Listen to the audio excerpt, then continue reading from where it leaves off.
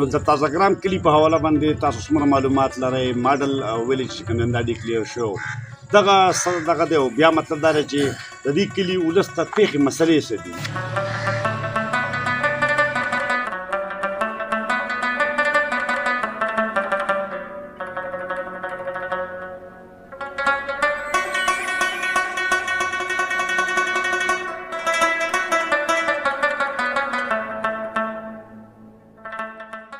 جی قدرمنو کتونکو د پروګرام په دې برخه کې دا وغځه د پروفیسر رایشا صاحب سره کوم چې د ګورنمنټ ډیګري کالج ګل آباد پرنسپل هم پاتې شوی دی، لا ریټایرډ نه دی. ناست یم دا زموږ د ننني پروګرام میلمه دی، د تعلیم ماهر او د معاشرتي آدابو ماهر دی او ورسره چې کوم شاعر هم دی.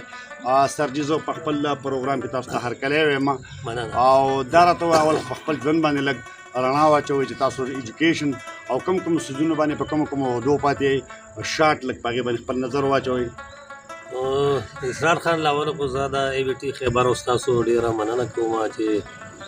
دا درناوی م راته راکړو. زما نوم راهي شاه دی او د راهي تخلص هم لرم. ځکه چې داسې یو دوه څلور مات ګوډ شعرونه مې هم لیکلي دي او داسې د نثر سره هم شوق لرم. زما د تاریخ پیدایش چې کوم دی نو د لیک مطابق په هغه زمانه کې زمونږ والدین چونکې انپړ وو نو هغو خو دغه تاریخونه لیکلي نه دي، خو په سکول ته چې تللي یو نو د تاریخ پیدایش مې چې کوم دی نو 15 فروری 1961 لیکلی شوی دی. نو په هغه حساب سره ما 80 کاله پوره کړي دي او د 80 کالو په عمر باندې بیا زه چې دی نو ریټایر شوی یم د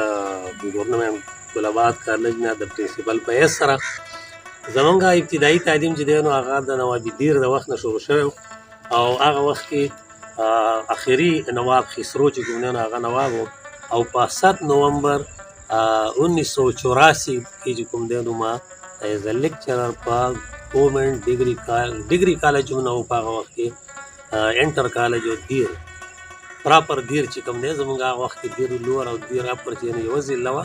نو په دیر کالج کې ما اولنی چارج اخیستی و په 7 نومبر 1984. تازه ګرام تاسو رهایشي نو د تازه ګرام کلي په حواله باندې تاسو څومره معلومات لرئ؟ ماډل ویلج چې کوم دا ډیکلیئر شو دغه دی، بیا مطلب دا دی چې د دې کلي ولس ته پېښې مسلې څه دي؟ نو لاول خو به درته د کلي په باره کې دا ووایم چې دا چې یو ورکوټی غونته کې کلی و تازه ګرام نوم چې دی نو د دې وجه تسمیه که څوک ولټئ نو دا د ګرام چې دی نو دا په سنسکریت زبان کې چې دی نو ګرهم و یا ګرام چې دی نو دا د کلي مشر ته وي او شاید چې په هغه وخت کې چې کوم دی نو دا تازه په نوم باندې د دې هغه مشر و او داسې دا نومونه چې کوم دي لکه تازه ګرام، کوټي ګرام، بلوګرام، نیموګرام وغیره نو دا هم په دغه سلسله کې چې کوم دی نو د دې دا نومونه ایښودی شوي لکه څنګه چې اوس نو زموږ سره حسن آباد او ملک آباد او ګل آباد او د آباد آبادي او د چا په نوم باندې نو دغسې د دې کلي دا نوم هم چې دی نو د چا په نوم باندې دی، خو په هغه وخت کې دلته کې اسلام ډېر لیټ راغلی دی. زموږ خلک ځینې وایي دا د هندوانو کلی و نو هر یو کلی د هندوانو و، په دې کې د چا کلی چې و نو هغه د مسلمانانو نه و. ځکه چې مسلمانان چې دي نو ووایه چې محمد بني قاسم دغه پورې راغلی و، د اروړه پورې د ملتانه پورې راغلی و نو د دې خوا علاقه چې وه نو دا خو ډېره زیاته وروسته چې کوم دی نو دا دغه زمونږ چې کوم فاتحین و د هندوستان نو دا د هغو نه وروسته چې دی نو مسلمانان شوی دی دا خلک نو دا زمونږ د تازه ګرام د کلي چې کوم دی نو وجه یې تسمیه ده. یو ورکوټی غونده کلی و هو رو رو چې نو آبادیانې سیوا کېږي اوس نو ووایه چې دا یوه قصبه ده پوره یونین کوډ سره دی نو آبادي چې دی نو ښه بلا ډېره زیاته شوې ده او په هر لحاظ سره دا کلی چې و نو دا یو مثالي کلی و او ګورنمنټ چې دی ماډل ویلج ډیکلیئر کو نو هم په دې وجه باندې چې د دې ځای کې چې کوم دی نو شرعي خواندګي د نورو کلو په نسبت باندې ډېره زیاته وه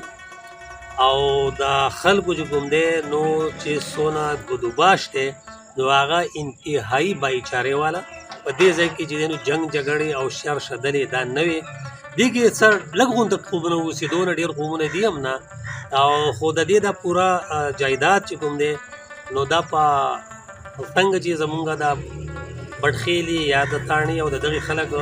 د هغه ایکایي ته روپۍ وایي د ځمکې هغه چې هغه یو ایکایي د هغې ته روپۍ وایي زمونږ ورته دلته پچه وایي د هغې په هغې کې هم 4 پاوه دي زمونږ په دې کې هم 4 پاوه دي او څنګه چې زمونږ پخوانی هغه د ټول هغه سیسټم و چې څنګه سیر ډیوایډ شوی و داسې زمونږ دا پچه ډیوایډ ده نو په دې کې چې کوم دی نو دا 72 پچې چې دي نو دا په 4 قومونو باندې تقسیم دي نو په دې کې چې کوم دی نو یو پچه خیل دي یو آیا خیل دي او یو شرغه خیل دي او یو چې کوم دی نو میاګان دي نو په دې ټولو باندې 18 پچې تقسیم دي داسې خو دې کې نور قومونه هم شته په دې کې چې کوم دی نو زه به درته اوس دا ووایم چې دا کسبګرو قومونه پکې کافي زیات دي او په دې کې چې کوم دی نو داسې فاضل خیل او داسې نور خیلونه هم دي خو دا ځمکې تقسیم چې دی نو په دې 4 خیلو باندې شوی چې هغه پاچا خیل آیا خیل شرغه خیل او میاګان دي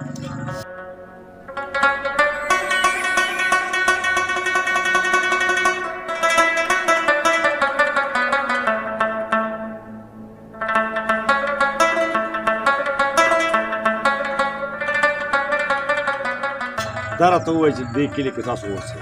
د دې کلي هغه غټې مسلې چې کوم د دې ځای ولس چې کله د هغې نه فریاد کوي ستاسو په نظر کې څه دي زموږ په کلو کې چې کوم دی نو څه مسلې داسې دي چې هغه د یوې ورځې نه بلې ته چې کوم دی نو ورستنه کېږي خرابېږي خرابتر نه د خراب نه خرابتر او د خرابتر نه خرابترین طرف ته روانې دي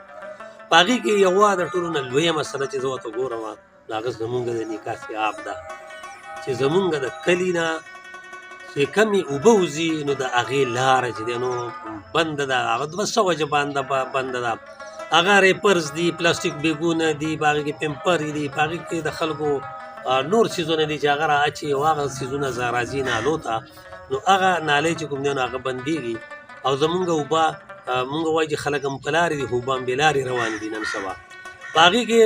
د دغې یوازې چې کوم دی نو زمونږ لوکل خلک د دغې ذمه دار نه دی بلکې دلته چې کوم دی نو دا چونکې یو داسې تجارتي هب هم دی د دې کلو تازه ګرام یو ډېره ښه منډي ده او د دې ډېر ښه مارکیټ دی په دې کې د کپړې د لوښو د هر څیز کاروبار ډېر بهترین روان دی او چلیږي ورځ ته ورځ ترقي کوي نو په هغې کې د بهر خلک راځي نو دلته کې کاروبار جوړوي نو هغه د دې ځای د خلکو او د دې ځای د هغه صفایۍ او د دې ځای د هغه ستونزو بیا هغه مخنیوي هم نه کوي د هغې خیال هم نه ساتي لکه که اوس زه ووایم زمانه به خلک خفه شي او زمونږ په کلي کې چې کوم دی نو بې حسابه قصابان دي اوس د هغې چې کوم دی نو سرکار د طرف نه دا پابندي نشته چې یاره تاسو چې کوم دی نو دلته کې حلالي مه کوئ تاسو چې کوم دی نو سلاټر هاوس ته ځئ هلته کې حلاله کوئ او تاسو دلته غوښه راوړئ خرڅوئ نو دغه ځای کې چې کوم دی نو حلالي کېږي هم او غوښې خرڅېږي هم او د هغې هغه کوم د لرو هغه سامان هغه خرڅونه هغه یینې چې دي هغه زمونږ د بازار په مینس کې په نالو کې راځي نو اوس که دا یوه داسې ستونزه ده چې دا د دې ځای کې د لوکل خلکو د لاس نه نه ده دا د بهر دغې د خلکو نه راغلې ده دغسې زمونږ چې کوم دی نو د سکو د اوبو هم لویه مسله ده زمونږ یو ټیوبویل و هغه جوړ شو هغې کې چې کوم دی نو اوبه وچې شوې ځکه چې د هغې چې کوم دی نو ډیپت خو ویښ شوی په کاغذونو کې یو شانتي و او په حقیقت کې هغه بل شانتي و دا کویه وچ شو او بیا چې دی نو انجیوز او دیو د هغې خواته یو بل کویه ویستو اوس هغه کویونه چې دی نو په کار خو دا وه چې د مخکې نه 4 انچې پیپ اوبه راایستې او په کلي کې تقسیمېدې بلکې په کلو کې تقسیمېدې نو چې بل کویي ته هم 4 انچې پیپ لګېدلی و نو هغه کویه خو واغستو هغه خپلې محکمې په خپل اختیار کې خو پایپونه ورته چې کوم دی نو هغو دا 4 انچو ونه لګول ځکه چې موټر یې وله ورنکړه د 4 انچو نو په هغې ته چې دی نو اوس د هغې نه 2 انچې اوبه راوځي او هغه په 4 انچه پیپ کې تقسیمېږي نو اوس د دې لاجک باندې زه نه پوهېږم چې 2 انچې پیپ به 4 انچې پیپ څنګه ډکوي او هغه به بیا د دغې خلکو د دغه دا استعمال څنګه پوره کېږي نو اوس د هغې دا یو بله مسله جوړه شوه او هغه دا شوه چې هر چا کوشش وکړو چې په خپل کور کې ځان له کویان شروع کړه نو اوس ظاهره ده چې یو څیز دغه نه سیوا کېږي د ضرورت نه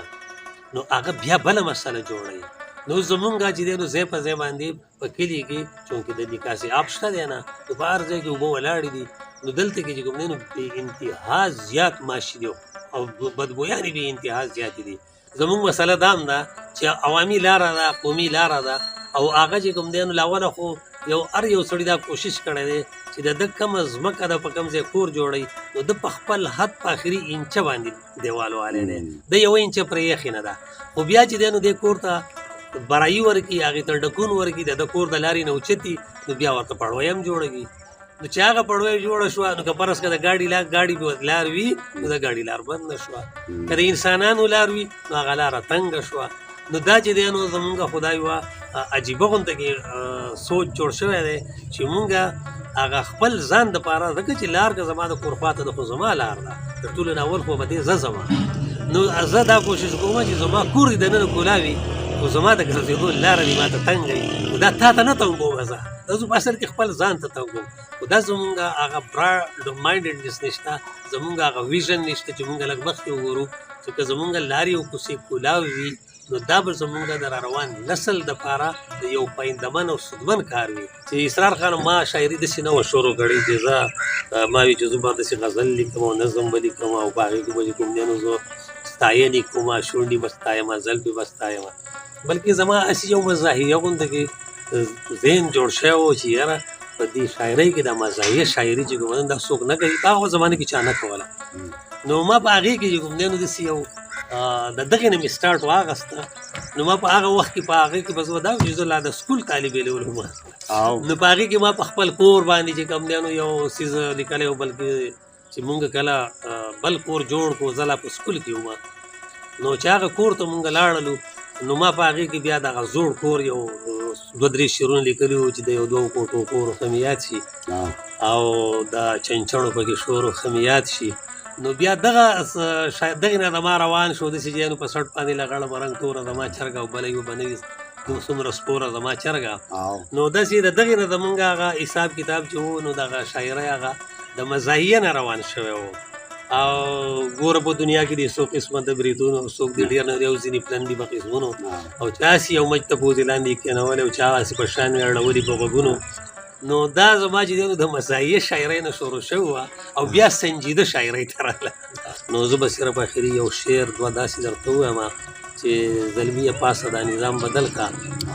او قسمت د ځان هم د خپل قام بدل کا او د پرمختګ رڼا په ګوټ کې غواړي لږ را بهر شو زوړ پام بدل کا او د بلۍ چیتې نه دیدار نه کېږي دیدن د یار له رسوام بدل کا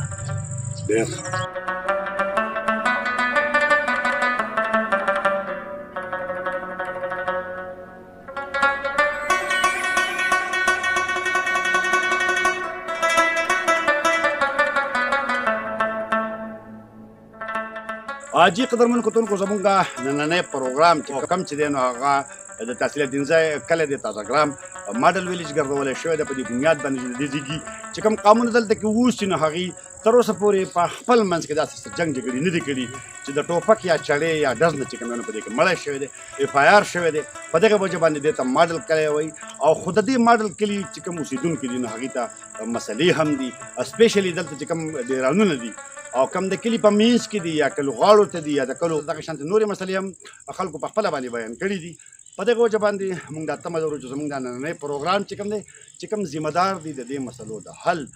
نو دا تمه لرو چې زموږ نننی پروګرام به د دې کلي د ولس د مسلو د حل سبب جوړ شي تر بل پروګرامه پورې ما له اجازه راکړئ د الله په امان